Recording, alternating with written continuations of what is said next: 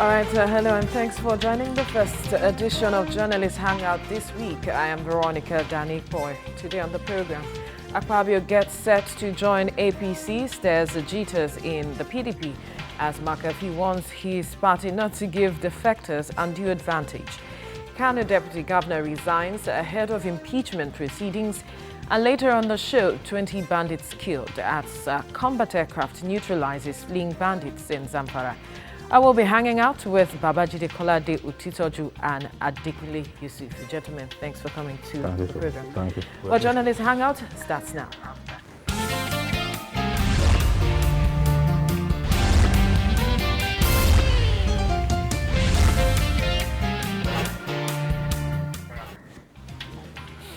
Well, the gale of defection rocking the polity in Nigeria is becoming a game of sword that cuts both ways. The ruling All Progressives Congress APC seems to be the hardest hit in the defection wave so far. But the pendulum of ship jumping is swinging as to the other side of the divide, with planned defection of Senate Minority Leader Senator Godswill Akpabio from the People's Democratic Party, PDP, to the APC. With all now set for Senator Akpabio to join the APC, we hear the development is stirring jitters in the PDP camp. In the meantime, a former national chairman of the PDP, Ahmed McAfee, has warned the party to be wary of defectors.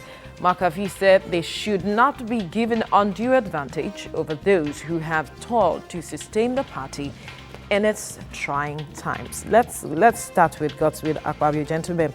Well, in football, one will call it record signing, even though he hasn't made a formal statement yet. But there are people wondering why was someone of a strong member of the opposition as the PDP move or quit a high-profile move when high-profile politicians are moving over to the PDP? Anybody can move in politics. This is a matter of, in most cases, personal interest. People want to advance their political fortunes, who imagine that that can happen in a different party, and they will move there. So those who, for example, governors defected from the PDP to APC during the Jonathan era.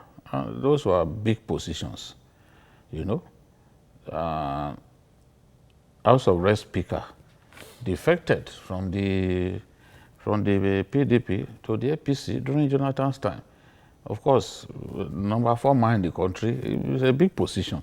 So it's about interest. And it's so bad in our country that sometimes if you cannot live with certain people, certain politicians, you just want to live. You just tell yourself that, look, I won't be in this party with these individuals. So in the case of Akpabio, for example, he made the worst and most grievous mistake of his political career by bringing Udom Emmanuel. Udom Emmanuel was in the bank, working in the bank. Akpabio frustrated the people who had worked with him and helped him to build the government of transformation, which he called the uncommon transformation at that time.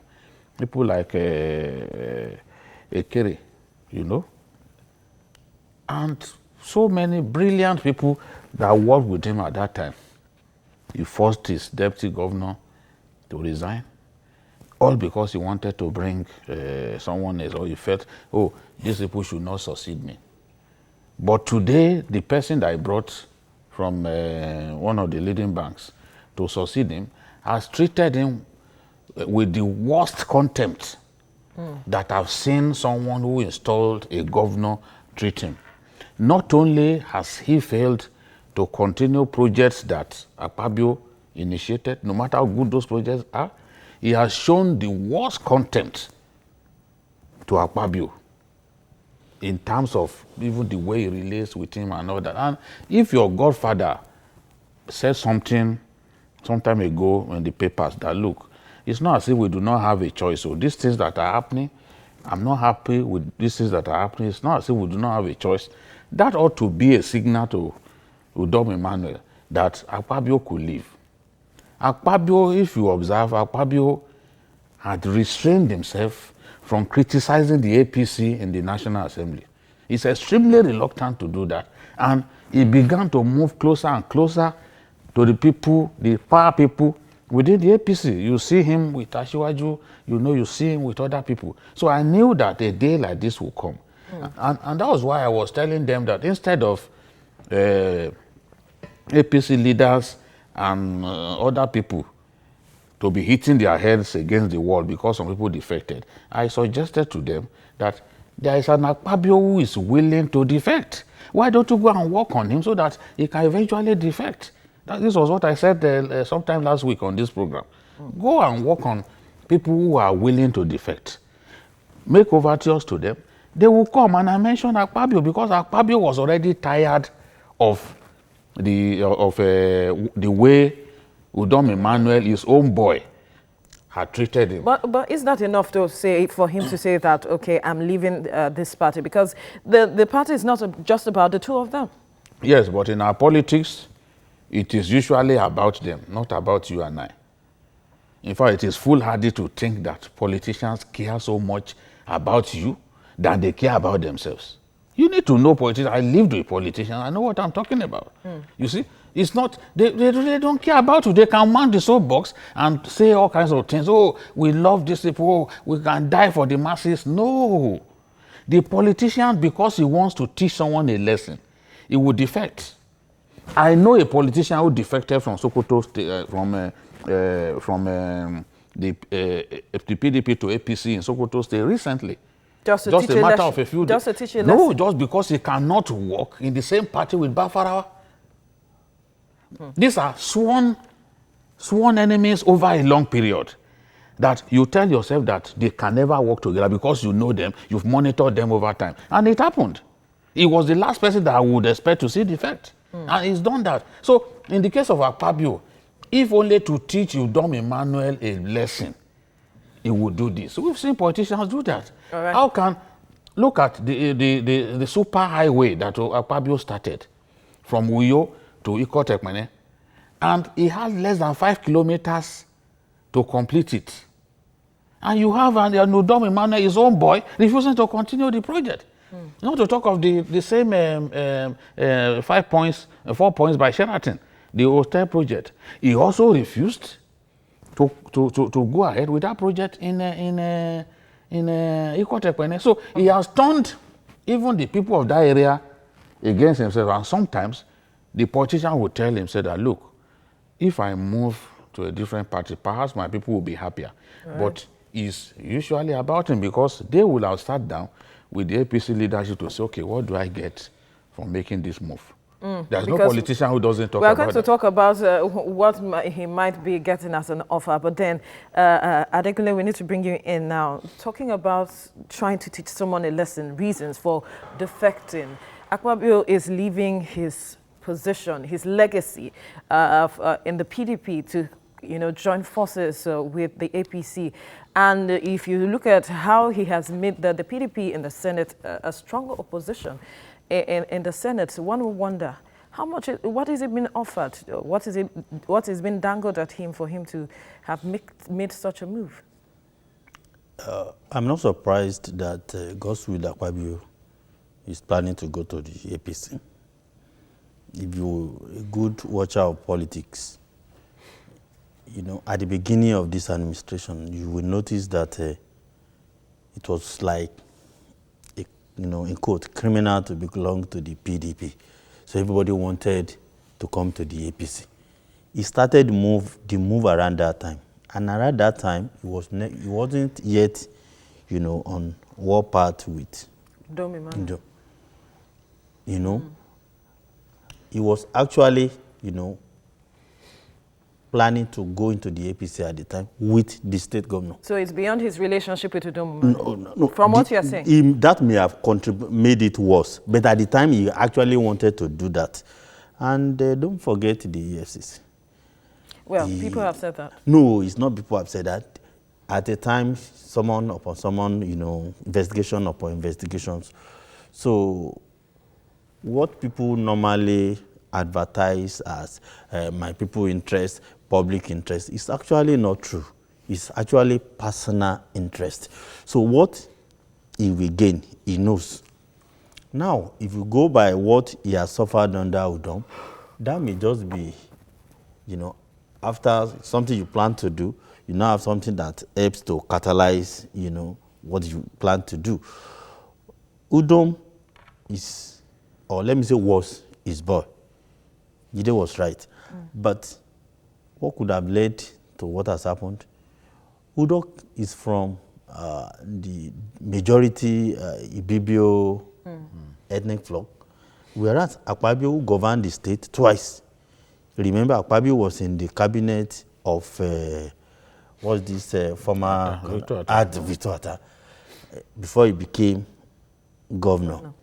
And Akpabio is from minorities in Anang. One of the sins of Akpabio today is that the governor, one of the sins of Udom now is that he uses this majority strength against his godfather and all that. Then the issues of not continuing Wasn't project. that bound to happen? Well, you know. So to me, what I'm seeing here is personal interest that they just try to camouflage it to interest people. Nothing else. All right, now the PDP has said it tried. Seeing from what Adekunle you said, it's like this has been in the works, so it's not new. So, and the PDP said it tried. But what is seeming to be happening? It seems the PDP didn't do enough. I don't think they did enough. If you said you tried, how many meetings did you call involving these two individuals? Then, did you extract any form of commitment from Udom, for example, that, look, you are going to do this. Let's even see you go ahead with this project. Because nobody wants to see his legacy in ruins. You can't start maybe an 8-lane superhighway connecting the two biggest cities in the state, and then someone comes and doesn't feel the need to continue. Whereas you are on the threshold of even completing it. It can be very painful. Government is a continuum. The person who completed the Third Mainland Bridge here in Lagos was not the person who started it. It had been in the works for years. The APC government today inaugurated the Kaduna Abuja Railway project. It was around 95% completed by Jonathan. And there have been other projects like that. Projects are not ought not to be abandoned because of what we feel about the person who started them. Petty politics. It's pettiness. Why didn't Buhari and Amechi say, oh, we will not continue the railway project? But they've continued it and people are even giving them credit. Some people even imagine that they started it. I've had someone argue with me that it wasn't even the PDP administration that started it. Why didn't Fashola say that the Lagos-Ibadan Expressway, it will not continue? Of course, it was started by Jonathan. The reconstruction was started by Jonathan around 24 months to the election. But of course, he couldn't finish it. And it will still take this administration at least 3 years to finish that project based on what they've told us. So you can't abandon major projects that benefit the people because you do not like the face of the person who initiated such projects. It's the height of childishness. Childishness, infantile behavior by politicians. So if a man leaves the party because of your behavior, I think that party leaders generally are too weak to even make reconciliation happen between their leaders. I mean, between their members. And that's why I respect Oshomole's high-handed approach at this time, because these politicians, if you don't use the iron hand against them, they will mess you up and you will, both of you will lose. You as the leader of the party will lose. You can imagine if it was an Oyegun that is the leader of the APC, the national chairman of the APC at this time, when they are facing this crisis. But you find an Oshomole saying, no state chapter can suspend a senator. You must clear with the national. He's doing that to ensure that, look, the good job that he's doing, trying to unite, get senators to work with the party, that some power mongers in the states will not go and destroy that work. He's looking for more numbers, you know? So if a power-drunk governor suddenly says, I'm suspending a senator, how will Oshomole achieve his aim of getting as many APC senators to work for the party, to stand by the party, to support the president, as he's doing now? So I really don't think that the PDP did enough to reconcile Akpabio and his godson, because if they did enough, we have not seen that sign. I think Akpabio said that he made a statement not too long ago that he could win election on any political platform or party he chooses. So what are his chances now with the APC? That's very, very... You see, that's cocky. Believe me. You see, when you work with politicians, they believe they can turn hell into paradise and vice versa. And stone to bread. Yes. Okay, let me use... they can turn stones to bread. So what Akpabio is saying, marvelous. That's what you expect from a politician of his caliber. If it is financial muscle, yes, I doubt if there is anyone in that state that can confront Akpabio. But politics is also about structures. Maybe we begin to build, more structures for the APC. But as for now, I still don't see it. I still don't believe what he said. But he has a right to dream big as for now. All right, Chide, earlier you were talking about what the possibility, what the APC could have, the offer they could have made to him that could have made him change his mind to join ships or move to the APC. And so maybe what then, because making an offer is one thing, but also ensuring that promises are kept to or adhered to is another thing. Yes, and they also need to be careful, because just as McCarthy said, you don't over-pamper defectors. When you do that, the people that they met in the party, in anger, they can still leave that party. We've seen that it has happened a number of times. Remember how the PDP gave the entire Kano structures to Kwankwaso, and Shekara was angry about that because Shekara had built the party up to a point. He was the one who in fact registered the party, So someone who had labored, had sleepless nights, building a party, and then you now take the structures and say, okay, because this person is a sitting governor, you are giving it to him. It can make people's blood to boil, because they will ask themselves, okay, all our years of toil for this party, what is our gain? Because you know that when those people are coming, especially those big people, the Sarakis of this world, that's what they do. You see, if you give them a yard, they'll take a mile. So they are coming to take everything that is takeable. That's why Shekara eventually left the party for him. The two of them simply can't work together. So, but now McCarthy is warning. And he talked about the fact that when Ali Modu Sheriff was coming, they said, oh, he had all the money in the world, this and that. And this is a person who proved incapable of even keeping the PDP together. He was going to bury the PDP completely before that Supreme Court judgment. Remember, Obasanjo even said Ali Modu Sheriff will be the undertaker of the PDP. But the Supreme Court judgment came and saved the PDP. They had an opportunity to come together again. They had a convention under the leadership of McCarthy. At least the party can still breathe. Obasanjo's famous prediction refused to come to pass. Right. So you really, no matter the promises that they are making they are bound to make concessions to this man, Akpabio, but they have to be careful because he is going into the APC to meet people he had fought against, some people that he has caused them to be imprisoned. People like Udo Edehe, that will cause them to be arrested and jailed. He's going there to meet them. Umana. Don't forget. Ekere, Isima Ekere. People that who work for him, that he denied them opportunity to succeed in and went and brought someone else. is going back into that party, is going to that party to meet them. So if you make too much concessions to an Akpabio because you think that he has the rock star effect, you are likely going to regret it. So they have to weigh, what they are doing.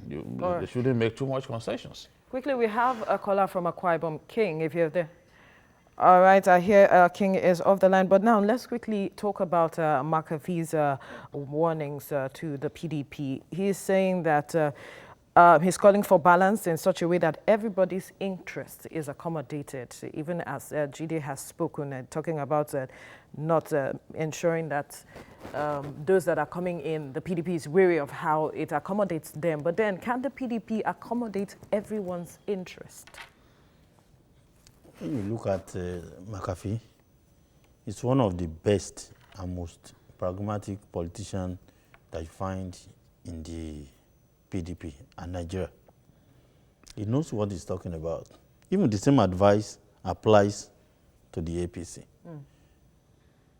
For example, look at Akpabio now. What should be done?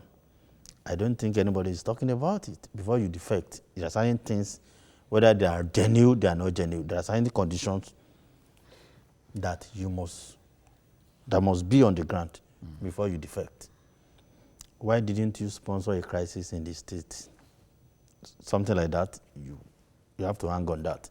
Because before you defect, what the law says is that you can't defect if you have been elected unless there is crisis. And that crisis is meant that you have been factionalized. I don't know whether that is happening in his party now before it's joining a new family. But when you look at APC, PDP, what are we saying that when you are in a party, you are moving, the big fish will always control the waters. As today, if Akpabio moves to the APC in Akwa Ibom, no matter the concession, no matter what you promise, you will certainly take over the leadership of that party in that state. Whether that will benefit the APC ultimately is another thing. The same thing with PDP. Are you saying a Saraki will move into the PDP in Kwara State and somebody else will be talking? That is not true. or Tamboa will move into the PDP in Sokoto State and somebody will say, I've been the chairman, because he's the highest elected, politician from that party in the state. He will naturally assume the leadership of the party. These are some of the imperfections of our political, system now. But there's nothing anyone can do about it unless there is a radical change to the kind of politics that we play around right now. Well, Chide, for McAfee, he's saying that a delegate must go for persons with capacity and not be swayed by money bags. Some have said, is he taking a swipe at someone? But quickly, before we take that, we have a caller on the line. Akin, go ahead with your contribution. Hello? Yes, good afternoon. Yeah, good afternoon, Kolaji. Good afternoon, Akin. Well, just to see you, you were absent on Friday. We are not happy about that. But that's the situation. Yes. Now you'll be talking about Akpabio. And you have warned them at the APC that they should be very careful. And that is true. They can't make so many concessions to Johnny Just Come, who at the beck and call can change again to somewhere. Yes. And this is a very serious situation. And one will wish, because of the disagreement with the reigning governor, and that's why the whole situation is just like that. But you will remember that Akpabio comes from a minority area. And when the election comes, when the chips are down, the governor will enlist the support of his majority in that place. And that will give, the only thing they can hope for is that for Buhari, you should try to work for 1/3, 20 or 25% or so of the catchment area.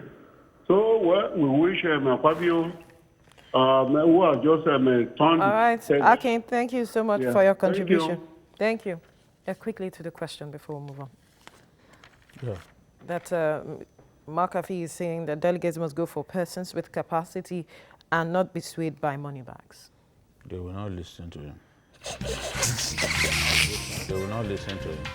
How many people can stand the smell of new Naira notes? People will lose their sanity. their senses once they see money. So, and it is usually boom time for politicians. That boom time cannot come, and then you tell them not to take money. They will, Not possible. They will not listen to him. It's a good advice. He knows that nobody will heed his advice. Right, we need to quickly take this break. Still to come, Kano Deputy Governor resigns ahead of impeachment proceedings. Stay with us.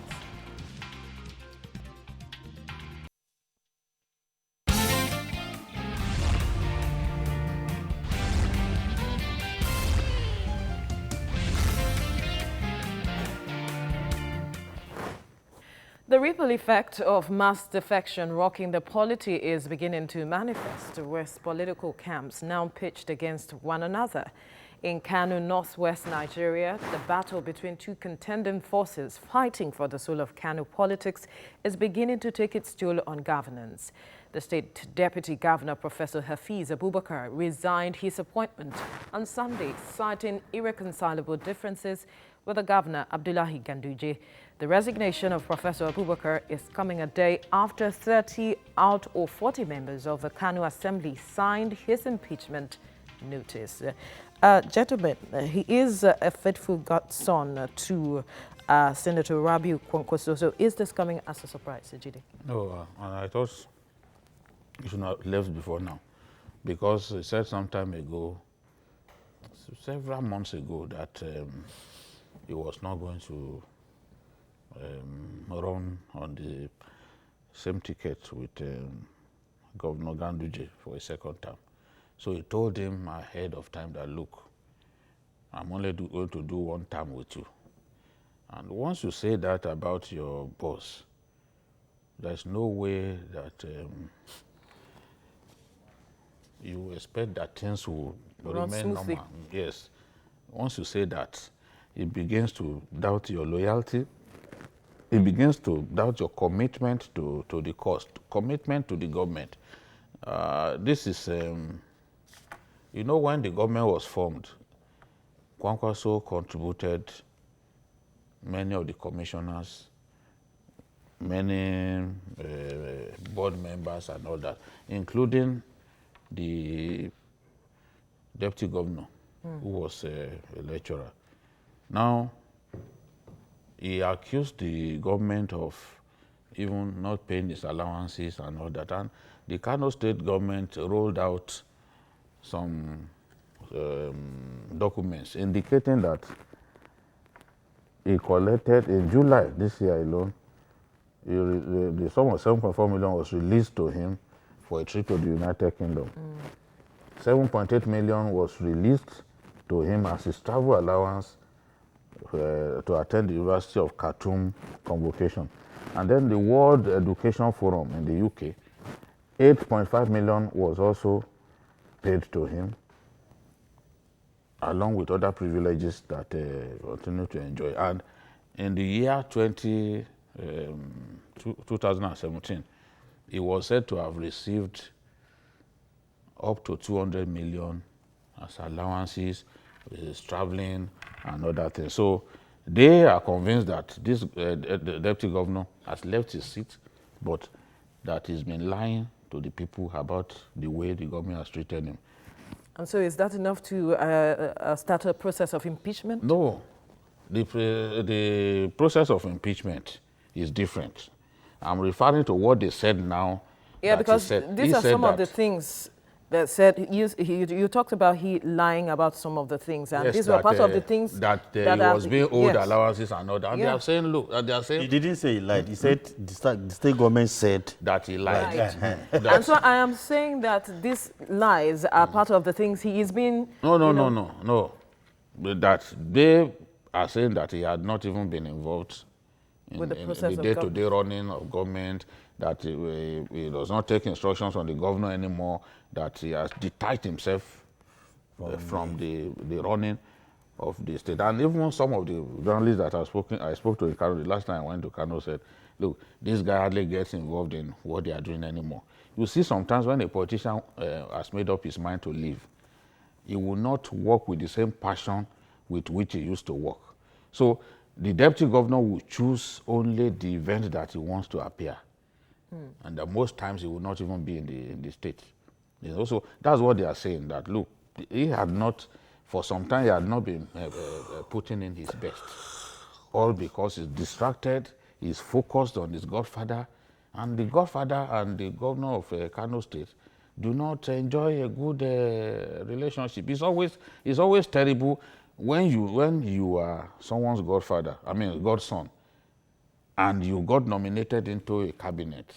Once your godfather and the governor fall out, you suddenly, the governor will start looking in your direction. Remember, it happened even during Goodluck Jonathan's time. The moment those 5 governors left, Yeah. and even Sule Lamido too was supposed to leave, but he didn't leave. But all the ministers that they contributed to the cabinet were dropped. All the ministers. Inu Abdul Kadri was the minister of special duties or youth. He was dropped because he was deemed to be Tambuwa's person. Professor Rukayat was nominated as Minister of Education by Sule Lamido.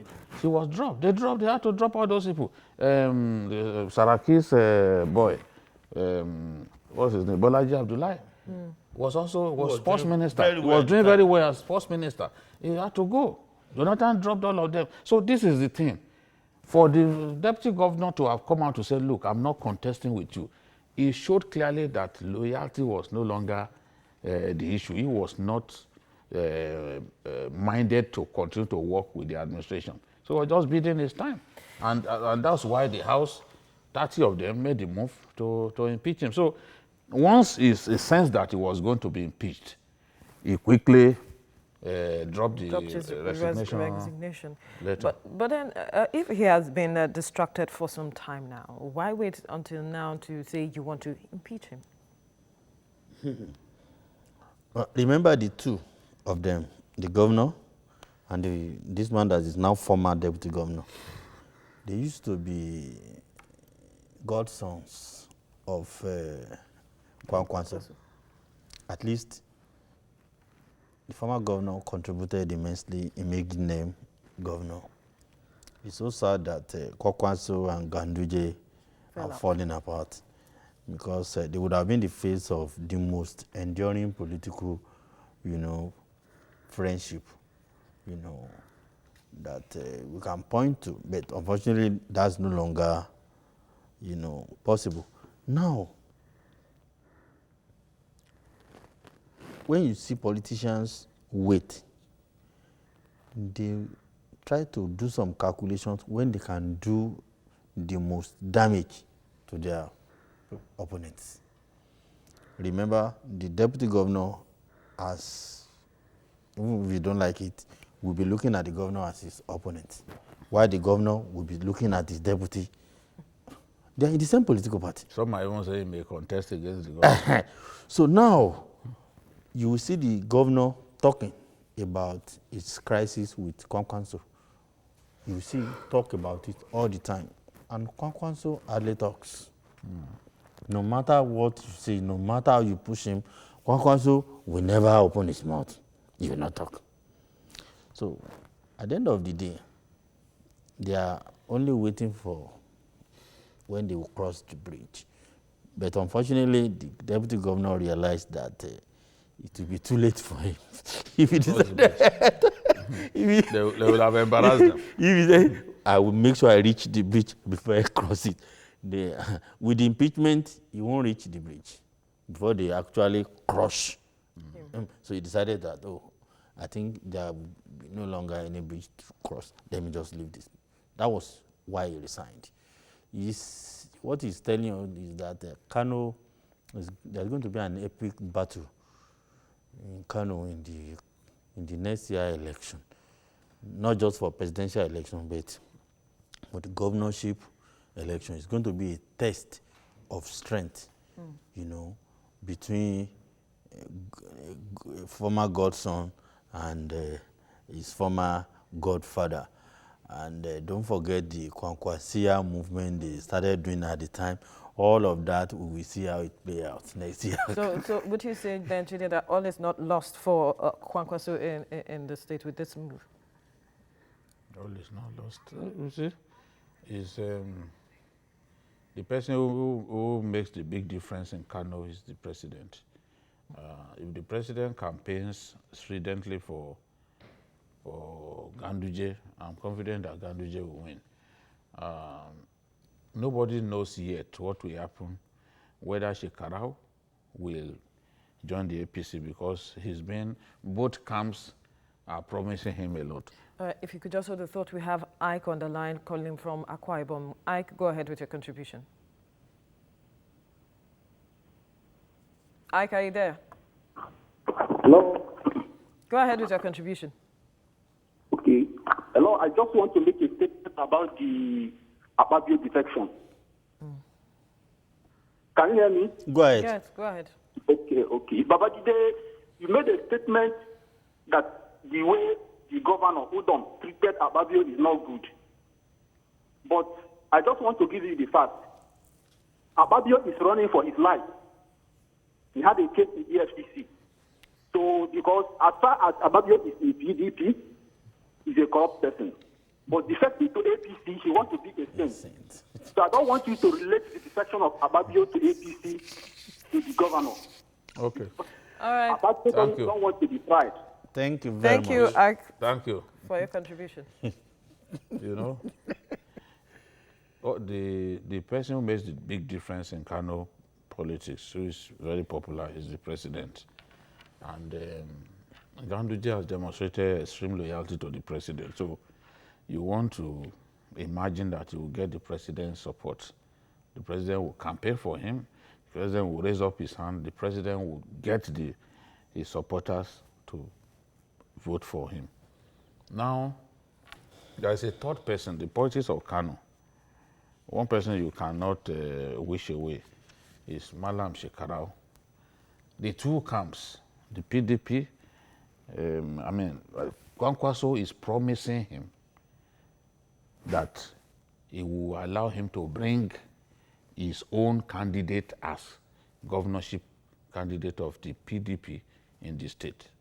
So Kwankwaso is making that concession early enough to Shekarau, because he thinks that Shekarau may eventually end up on the side of the APC. And if Shekarau ends up to campaign for Ganduje, and with Ganduje's loyalty to the president undoubted, it means that Ganduje would easily win a second term. And look, one thing that Kwankwaso does not want to see is for Ganduje to be re-elected. He's fighting Ganduje with all the means at his disposal. He doesn't want him to be re-elected. Even if his own ambition of becoming president is not realized, he does not want to live with the possibility of Ganduje being re-elected. And he has said it that his problem is with Ganduje, not even with the president. So now he has made that concession that you, Kwankwaso, Shekarau, you can bring your person as governorship candidate. But you know, on the other side, the governor is promising him, is also promising Shekarau the deputy governorship slot. So two groups are promising. This one is saying, look, don't worry, stand with me. If you support me, I will allow you to bring your person as governor. This one is saying, support me. If you support me, the deputy governorship seat, I will give to you. So it depends on where Shekarau ends up. Exactly, that's where I'm going. Right. Wherever you see Shekarau in the next election, that's the person that will win the election. Yes, so Forget whoever competes for anybody. If Shekarau joins APC today, there is no vacancy in the state government house. But if he remains in the PDP, governor has been making if he remains in the PDP, forget it. Forget it. All right, we can only wait to see how things pans out in the state. Let's move on now. The armed banditry ravaging some northwest states of Nigeria has raged for long. So any reprieve in this regard will be a welcoming relief. So So it is cheering to hear that combat aircraft of the Nigerian Air Force neutralized several bandits during air attacks near Mashema and Yankari towns in Zamfara State. The Air Force said troops participating in Operation Dira Mikiya spotted over 20 bandits with stolen cattle in their custody near Yankari and neutralized them after engaging them with rockets and cannons last week. We hope the temple will be sustained to put an end to the menace. Probably one of the biggest victories, you would say, Chidi. Yes, one of the biggest signs. It's not Or victory signs yet. of victory, One of okay. the biggest signs that we really mean business. On this program, we had campaigned and campaigned, almost to the point of shouting ourselves hoarse, that the government needed to do something about Zamfara. That the way our people are being killed in Zamfara has reached the point that it can no longer be tolerated. So I'm happy that at last we have sent in not just troops, but Air Force platforms, and it's the best that we have sent to that area. The Mi-35, the attack helicopter, is the most dangerous killing machine in the Nigerian armed forces. The most dangerous. When you see it, even the size, the sheer size of it. When Boko Haram fighters see the Mi-35 approaching, they start running. Whatever is on them, they leave it, they start running because it shows no mercy. Its cannons will envelope the area and they will just destroy the enemy. And then, before then, they engage the enemy with the Alpha jets. The Alpha jet is what you see now. You know, the Alpha jets. So once the Alpha jets start the operation, the Mi-35 will just come and mop up, because with it is extremely difficult for anyone to escape because the sheer size of it and its firepower. So I'm happy that we've sent it to that area. Yes, we waited for so long before telling ourselves that, look, we can actually have a base. We can actually use the Katsina airport as a base to launch our bombing raids on these idiots who have been killing our people. We left them alone for too long. But now you've seen from Katsina to Zamfara and the fringes of the Kebbi border. It's really not far by aircraft. Within a few minutes we are there, and they waste those guys. Now, what we need to see is for this to be sustained.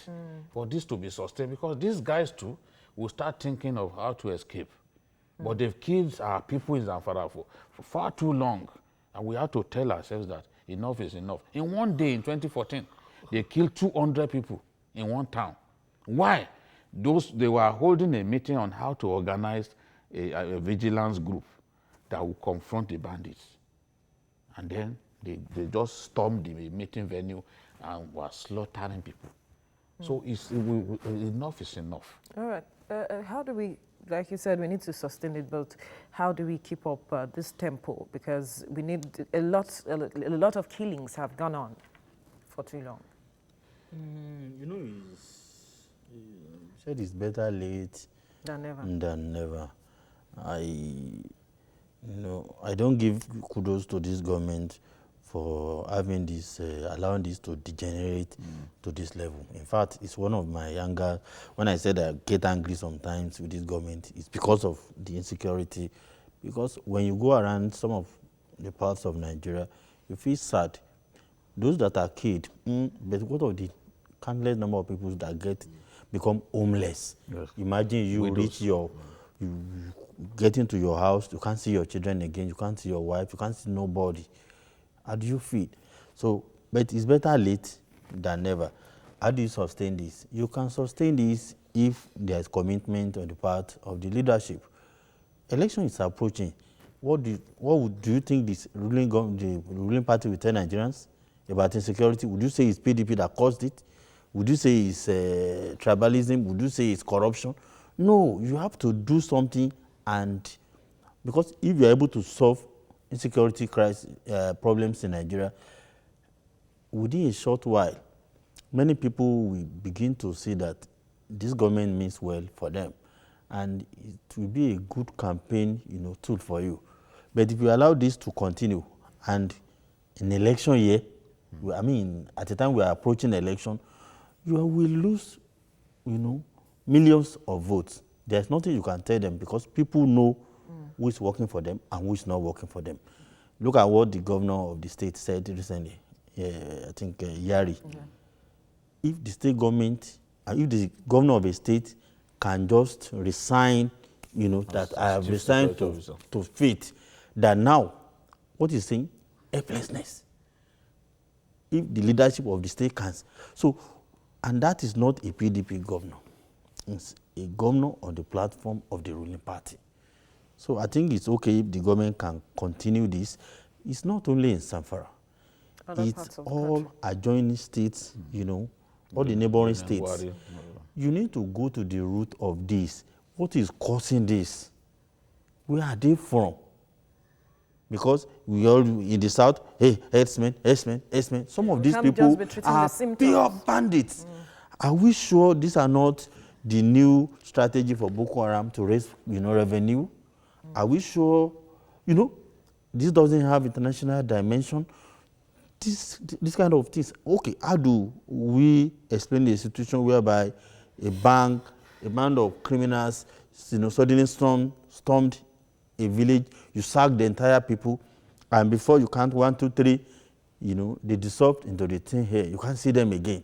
Of course, they must be somewhere. They say, they lie in the forest. Where is that forest? Is it not in our country? We can always do something about this without, allowing people to die unnecessarily.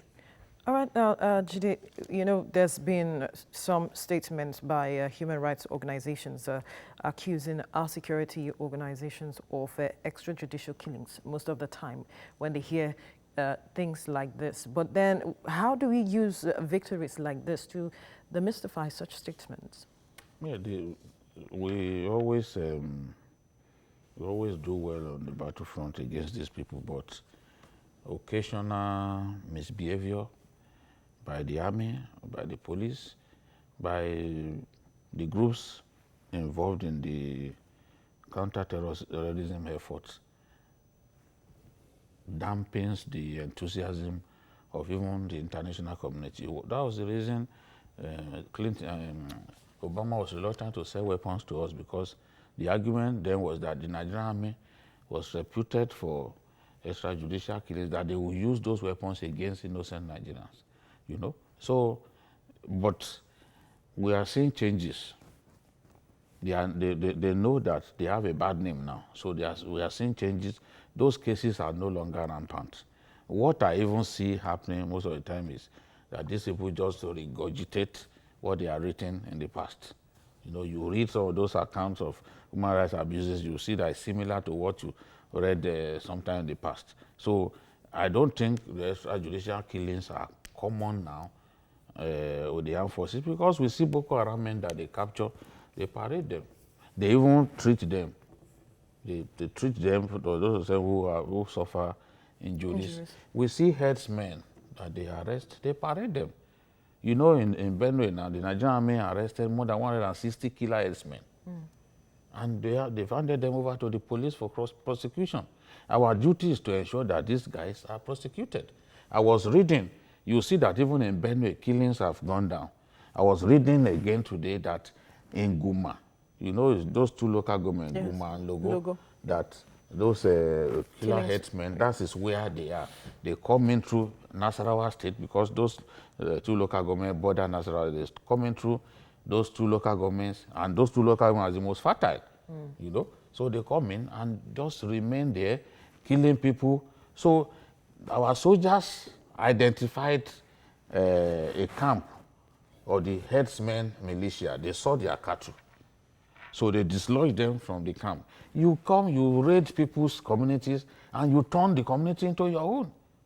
In this age, how can anybody be doing that? So kudos to our soldiers that they located the hideout of the herdsmen militia in Benue State, in Guma local government. They located, they dislodged them, they chased them out of the area. That is what, if they continue to do that, and it becomes difficult for them to come in through the same outlets through which they come in into Benue, I can tell you these killings will stop, and the rubbish that we get told that it is politicians that are behind it will end.